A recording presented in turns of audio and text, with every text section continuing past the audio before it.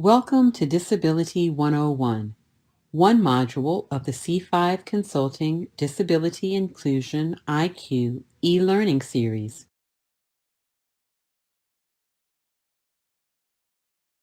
Housekeeping. Before starting the Disability Inclusion IQ training module series, we want to explain some of the features of this platform. There are two tabs on the left side, Transcript and Menu. The Transcript tab includes the transcript for each slide and what the presenter is saying. While primarily designed for individuals who are deaf or hard of hearing, or those with a learning disability, or those for whom English is a second language, others also may find this helpful. For example, if the user does not have computer audio capability. The Menu tab includes all of the slides that are part of the module and allows you to click to a specific slide. There are three tab options on the upper right-hand corner: Resources, Glossary, and Exit. The Resources tab will give you access to links and documents referenced in the module, as well as additional information that can further your knowledge on this topic. The Glossary tab provides you definitions of terms used in the module that may be new to you. The Exit option will allow you to leave the module. You can control the volume of the presentation, pause and play, and skip to the next and previous slides by using the controls at the bottom of the presentation. For screen reader users, in order to advance slides, please go to the bottom of the screen for Next and Previous. Let's get started. Objectives. Communication matters. In this module, you will learn appropriate language, acceptable words to use in the disability inclusion space, disability etiquette, how best to interact in a respectful and appropriate way with an individual with a disability, a practical understanding of communication technologies, remote and in person, an accommodations overview, customer engagement, summary, quiz. Mastering these objectives will enhance your communications capabilities both in your daily life and in your virtual and telephonic interaction. Appropriate language.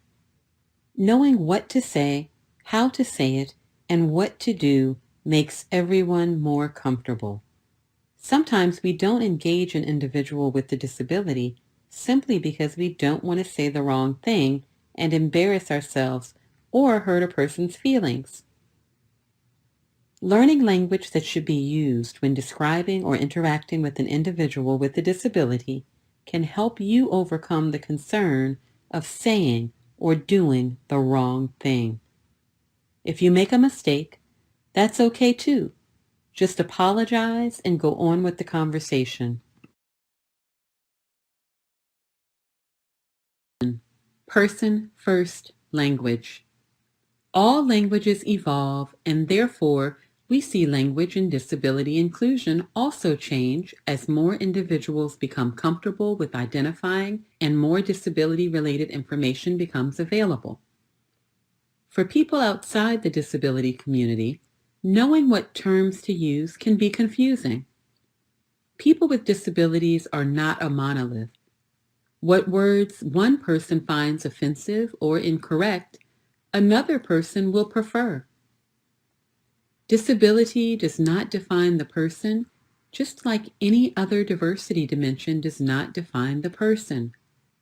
Just like we do not identify a person of color by their race, we should not define a person with a disability by their disability unless it is pertinent to the conversation for an accommodation need. What we want you to focus on in this slide is that people with disabilities are individuals and people first. We are all people first. Person-first language, for example, person with a disability, is largely considered the default or most respectful terminology to use, as it puts the person first before their disability. It is a way to separate someone's diagnosis from their personhood. The meaning behind this is to recognize an individual the same way you would recognize an able-bodied person, rather than just boiling someone's identity down to just their disability. If a disability is involved, mention only the accommodation needed for someone to perform a task or job duty. You don't have any reason to describe any person by their own disability to anyone else. Keep in mind, these tips are designed to help you engage with people with disabilities and help you to feel more confident in interacting and engaging. Use the person's name first. Here are some examples. If you are talking with a remote customer who has let you know he is deaf and you need support from Larry, your manager, you would describe the individual and only mention the disability as it pertains to understanding technology.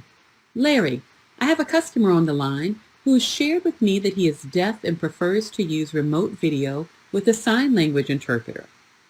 Can you help me to provide that? Or, Larry, our monthly meeting has always been held in the old boardroom, but we need to provide access to our new member, Melissa, who needs wheelchair access. We need to move the monthly meeting location to a room that has that access from now on. Perhaps you could talk with the facilities manager to see what modifications can be made to the boardroom for wheelchair access for future needs for all.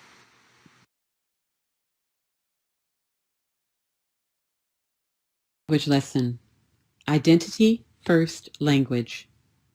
In recent years, some people with disabilities have been pushing for identity first language, for example, disabled person, that centers on disability while still recognizing personhood. Identity first language was born from the disability pride movement, which positions that disability is to be proud of and nothing to be ashamed of. The deaf community uses identity first language.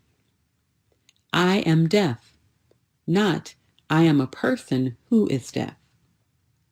Disabled people who prefer identity first language often think that person first language furthers the notion that having a disability is shameful. They ask, why do you have to separate someone from their disability in order to see them as people?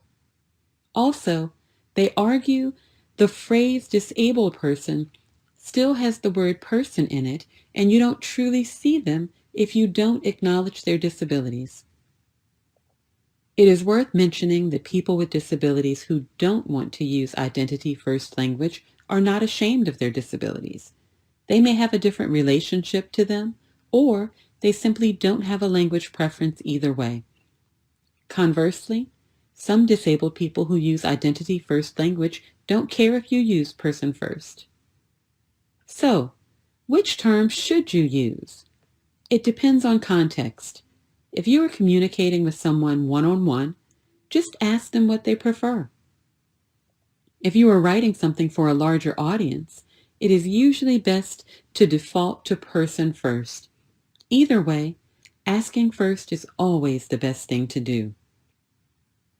And don't correct a person who identifies using any words or language. After understanding these lessons, you may begin to ask, so why would I even mention the disability at all? George is just George, my friend.